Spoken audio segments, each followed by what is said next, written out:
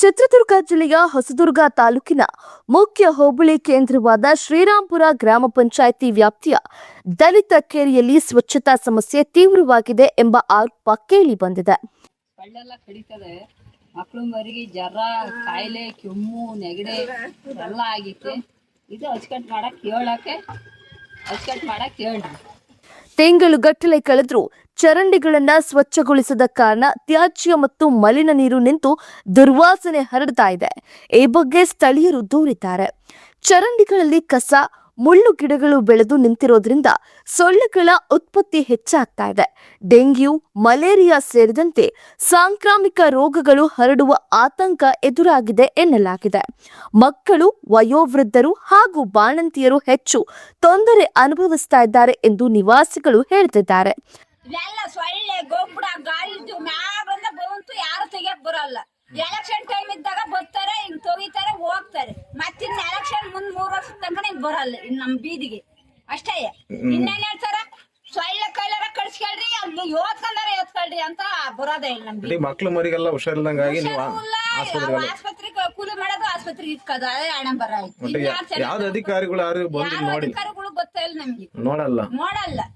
MLA ಗೊತ್ತಲ್ಲ, MP ಗೊತ್ತಲ್ಲ, ಯಾರು ಗೊತ್ತಿಲ್ಲ. ಎಷ್ಟು ವರ್ಷದಿಂದ ಹಿಂಗೆ ಐತೆ ಚರಂಡಿ? ಐತಿಗಲ್ಲ, ಈಗ ವರ್ಷ 2 ವರ್ಷದಿಂದ ಹಿಂಗ ಐತಿ. ಏನ್ ನಿಮ್ಮ ಹೆಸರು? ನಮ್ಮ ಹೆಸರೇ ರಾಧ.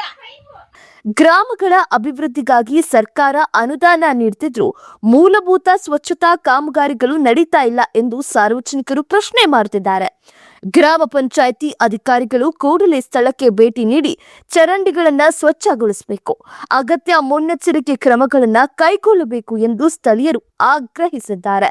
ಜಿಟ್ಟೆ ಜರ್ಲೆ ಎಲ್ಲ ಓಡಾಡ್ತವೆ. ನಮ್ಮ ಮಕ್ಳಿಗೆ ಬೇದಿ ವಾಂತಿ ಎಲ್ಲ ಆಗಿ ನಾವು ಆಸ್ಪತ್ರೆಗೆ ಅಡ್ಮಿಟ್ ಮಾಡ್ತೀವಿ. 6 ತಿಂಗಳಾಯ್ತು ಚರಂಡಿ ತೆಗೆದು. ಪಂಚಾಯತ್ ಕೆಳಗೆ ಹೋಗಿ ಕೇಳಿದರೆ PDR ಇಲ್ಲ, ಸೆಕ್ರೆಟ್ರಿ ಇಲ್ಲ ಅಂತ ಹೇಳ್ತಾರೆ. ಏನಾರು ಕೇಳಿದ್ರೆ, ಜೋರ ಕೇಳಿದರೆ ಜಗಳ ಆಡೋಕ್ಕೆ ಬರ್ತಾರೆ. ಹೋಗಮ್ಮ, ಅವ್ರು ಬಂದಾಗ ಬರ್ರಿ ಅಂತ. ಅದಕ್ಕೆ ನಾವು ಚರಂಡಿ ತುಂಬಿ 6 ತಿಂಗಳು ಆಯ್ತು. ನೋಡ್ರಿ, ಇದನ್ನು ನಮ್ಮ ಮಕ್ಳು ಮರಿ ಇರಬೇಕಾ, ನಾವು ಜೀವನ ಮಾಡಬೇಕಾ, ನೀವೇ ಯೋಚನೆ ಮಾಡಿರಿ.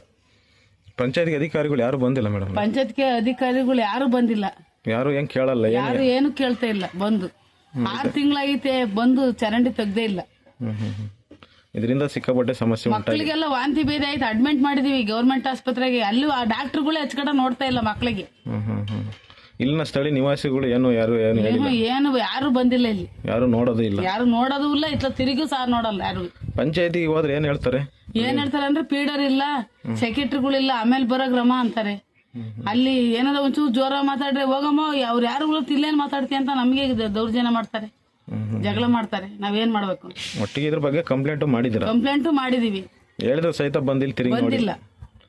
ಮತ್ತೆ ಇದ್ರ ಬಗ್ಗೆ ನೀವೇನ್ ಹೇಳ್ತೀರಿ? ಈಗ ಇದ್ರ ಬಗ್ಗೆ ನಾವೇನ್ ಹೇಳ್ಬೇಕಂದ್ರೆ ಅವರೇ ಹೇಳ್ಬೇಕು.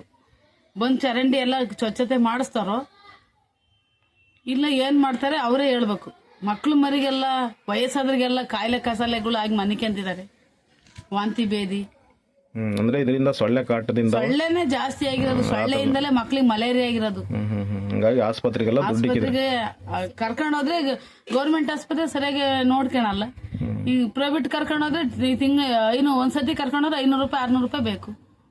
ಆದರೆ ಈ ಆರೋಪಗಳಿಗೆ ಸಂಬಂಧಿಸಿದಂತೆ ಗ್ರಾಮ ಪಂಚಾಯಿತಿಯ ಅಧಿಕೃತ ಪ್ರತಿಕ್ರಿಯೆ ಇನ್ನಷ್ಟೇ ಲಭ್ಯವಾಗಬೇಕಿದೆ.